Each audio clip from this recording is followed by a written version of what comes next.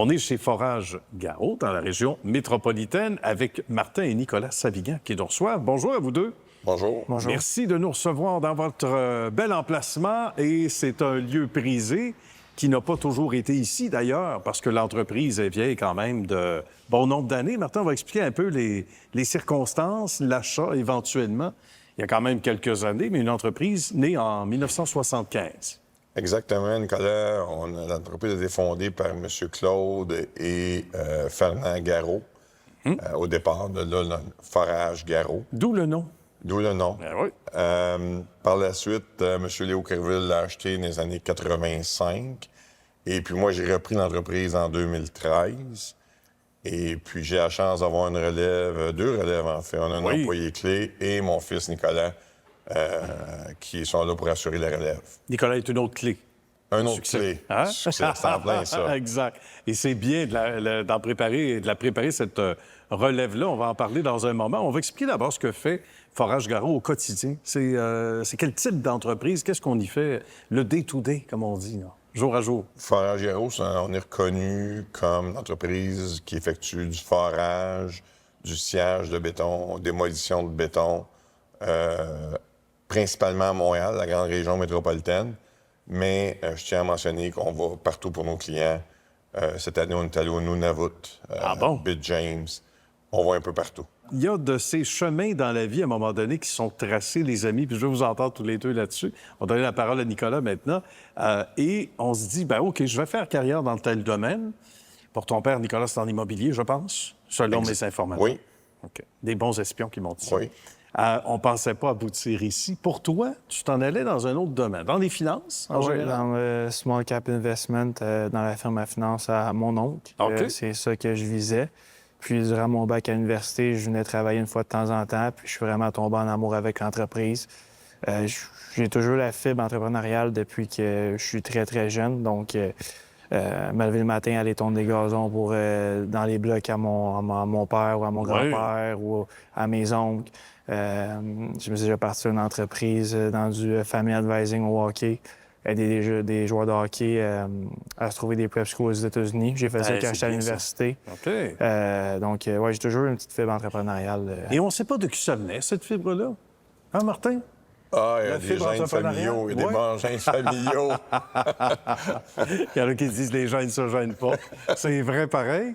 Parce que pour toi, Martin, c'était donc, on le disait, le domaine immobilier. Puis qu'est-ce qui a fait qu'à un moment donné, tu as eu ce beau flash, cette belle opportunité de mettre la main là-dessus? Je travaillais comme gestionnaire des ventes, marketing pour différentes entreprises manufacturières au Québec, au Canada et en Amérique du Nord.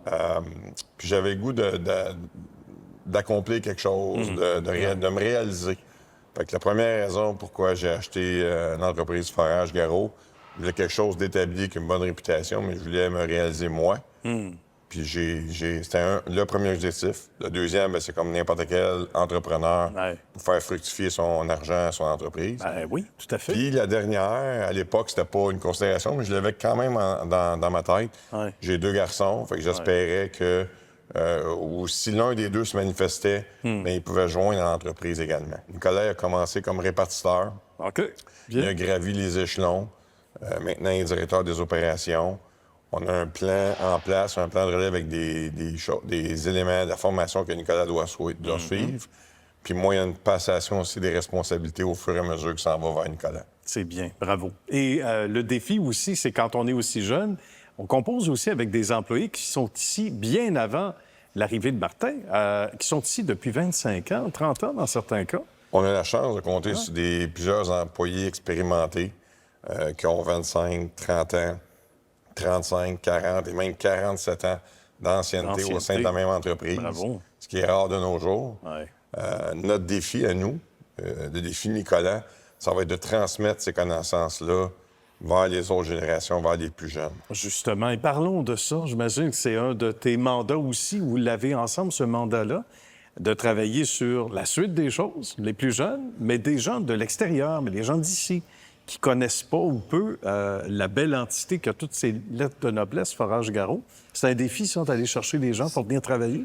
Oui, c'est un défi en tant que tel, mais nous avons des bons contacts. On travaille avec Arrimé Canada qui nous aide énormément dans le recrutement. Un des enjeux du plan stratégique, il y a Robert, notre mécanicien, qui arrive à un certain âge, il veut ralentir un peu plus. Ben oui. Puis on a décidé de faire appel à Arrimé, de trouver un électromécanicien du Salvador, puis on l'a fait venir ici. Puis ça va faire 2 ans que Daniel Yorguet est avec nous. Ça se passe très bien. Ça se passe très bien, oui. C'est un travail qui est tout sauf routinier. Bien. Donc, on peut être appelé à l'intérieur, à l'extérieur, différents types d'ouvrages. Il n'y a rien de routinier ici. Je dirais aussi, quand on parle de recrutement, tantôt, Nicolas, je peux me permettre, Oui. il ne faut pas sous-estimer non plus le référencement de nos employés actuels qui sont au sein d'entreprises, qui ont parlé de nous en bien puis qui nous ont amené des nouvelles ressources. Ah oui. Ça c'est pas à négliger. Ça vaut beaucoup. Ça veut dire qu'ils sont bien traités. Le lieu physique où on se trouve, c'est assez récent. Et on a déménagé parce qu'on voulait on voulait rendre plus confortable l'aventure ici, hein? C'est un projet, ça faisait partie du plan stratégique. On a doublé de superficie. Oui. Pour, dans un premier temps, permettre à nos employés d'avoir un vestiaire confortable, d'avoir une cafétéria et puis d'avoir plus d'espace aussi pour travailler ici. C'est important. On passe beaucoup de temps au boulot, hein? Il faut que ce soit agréable. Mais souvent plus au boulot qu'à la maison. On aime ça. Bien, bravo pour vos carrières respectives et communes, les amis. Longue vie, bonne suite de succès. Surtout, merci de nous avoir reçus aujourd'hui. Merci. À bientôt.